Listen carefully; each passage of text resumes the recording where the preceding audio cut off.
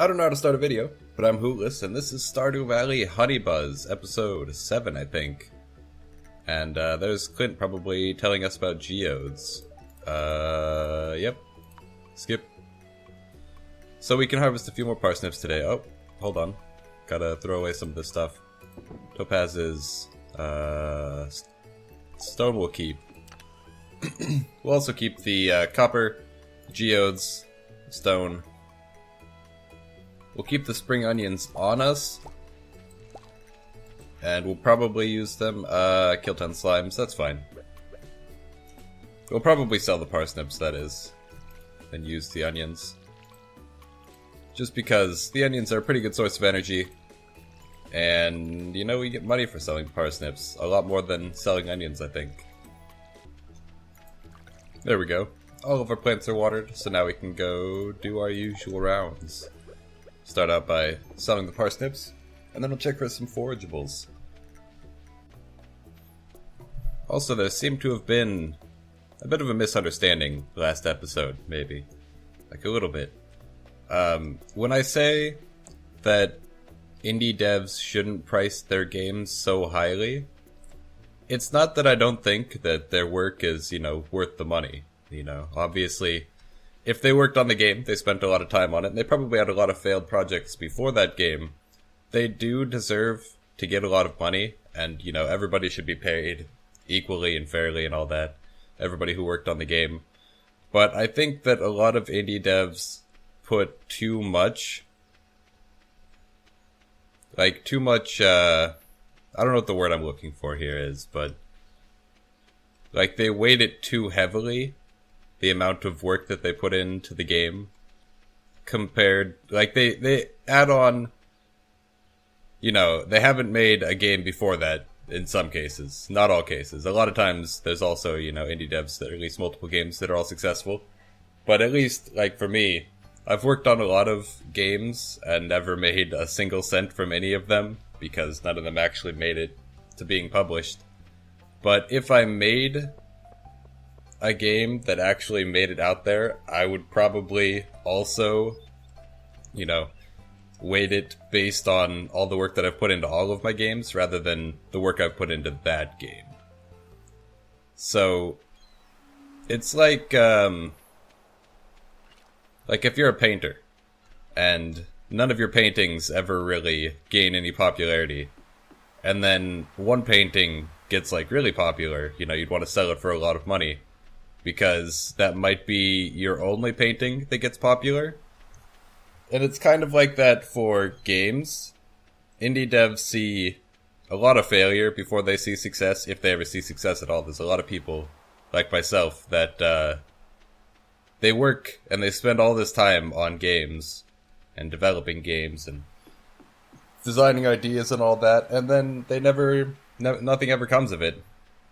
So when you finally get that moment where you're like, this is it, this is my successful game, then I feel like a lot of the time you'll be like, you know, I should sell this for more money, even if it's not necessarily worth more money, just to try to, like, get more out of it. And also, it's not always about the money. Sometimes it's like, you know, the indie dev has a bit of a biased view on their game. They think it's worth more than it is, and because they've been working on it so much, they don't necessarily have a fair view. Also, there's a leak here that was pointed out to me. There we go. Like, I'm not trying to say that I am against indie devs pricing their games what they think it's worth. I'm just saying that a lot of the time it's worth more than I'm willing to pay for it if I've never seen it played. So it's more of a personal preference or, like, mindset rather than, you know, a global thing or whatever.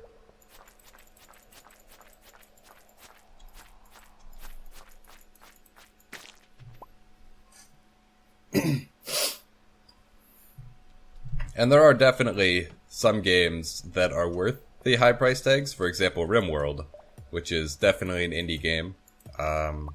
I don't know how big the team is. I don't know if it's just Tynan or if it's like a bunch of people. But that game, it's still in alpha. It's like on alpha 15 now. They're working on alpha 16. And, you know, it's selling for $30 on Steam with, like, basically no chance of ever having a sale anytime soon. But that's a game that's definitely worth the $30. Of course, I came to that conclusion by watching other people play it, and seeing that the game was in fact worth it, based on them playing it, and I was like, I would have fun playing this game, and would probably do better than playing this person that I'm watching playing it, so I want to play it and do better. Because I had been, in the case of RimWorld, I watched a lot of people play it, but the person that I watched play it the most was a Northern Lion. And he's good at some things. He's definitely good at binding a bicycle, but he's also really bad at other things. Then again, you know, when you're playing games in a video, it's different than if you're sitting there playing it alone. Because it's a lot easier to miss things, like when I miss the leak, or when I miss any number of, you know, obvious things if you're watching it. Just because I'm trying to talk, and that takes up a lot of my focus. And I assume talking takes up a lot of Northern Lion's focus too. So, really it's like, you're chattering away, and it's easy to miss things, so when I was watching him play RimWorld, for example, there was like a lot of small things that he was missing that seemed obvious to me as somebody who was watching the video. So I got the game myself for $30. And it ended up being, you know, totally worth it. I've got 120 hours in RimWorld now, so 4 hours per dollar. It's not bad. 25 cents an hour of entertainment. Plus, I'll probably get a lot more time out of it, especially with updates continuously coming out and, you know, hundreds, if not thousands of mods out for the game. It's definitely been a good investment, though perhaps not my best investment. There are games, for sure, that I've gotten more time out of for less money. Like, I bought Minecraft when it was in very, very early alpha. I think I got it right before doors were added. Or, like, right after doors were added. Which I believe was also the time around chickens were added. Because that was back when zombies still dropped feathers. Of course, that didn't change for a long time. Didn't become rotten flesh for quite a while, but way back then is when I got Minecraft. It was like alpha 1.2.3 _4 or something like that. And since then, for my $10 investment, I've gotten at least 2,000 hours, if not more. That's like estimating very conservatively. Because I always have these episodes where I go back and I just play it for like a week, and I play it about 80 hours in 2 weeks, probably.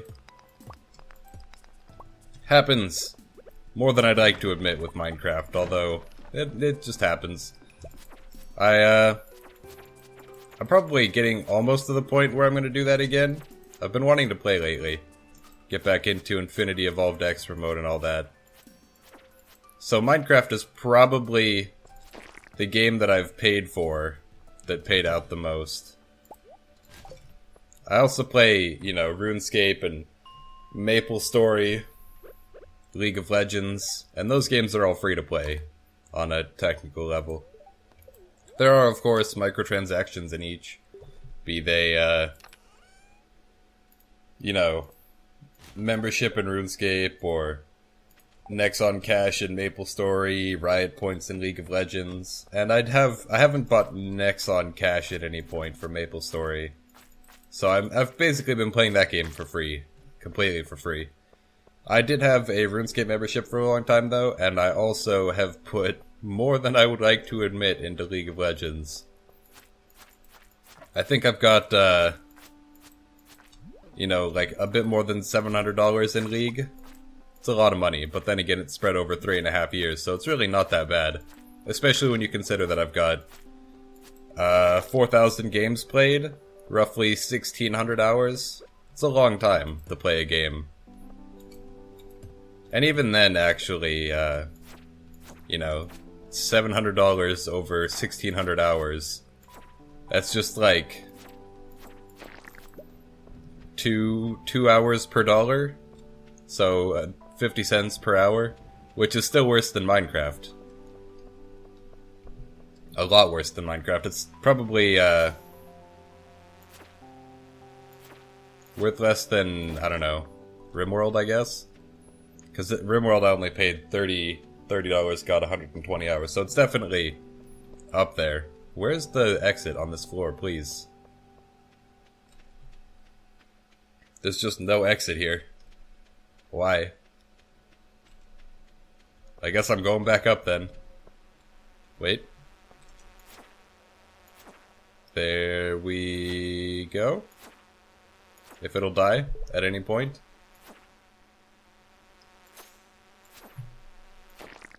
Nope, okay, well, I guess I didn't want to go further down anyways.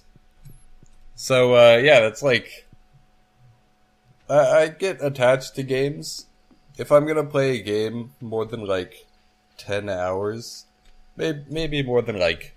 If I'm gonna play a game more than 20 hours, I'll probably play the game more than 100 hours. Just because... At that point, it's probably a game that's really replayable, or it's got a really long story, but those are the outlier cases. But, if a game is really replayable, and I've played it enough to get to 20 hours, I'll probably keep playing it for a long time. And that just tends to happen. I usually decide pretty quickly whether or not I actually like a game enough to keep playing it. And if I don't like a game enough to keep playing it, I just move on really quickly. But we're coming up on the end of the video here. So hopefully you guys all enjoyed this. If you did, remember to leave a like, leave a comment. If you aren't already subscribed, I really recommend it. It helps out a whole bunch and you get these videos straight to your inbox every day at noon Pacific Standard Time. But other than that, I'll see you guys all next time. Leave a like and a sub and a comment would be cool. And maybe you could check out more of my channel. Bye.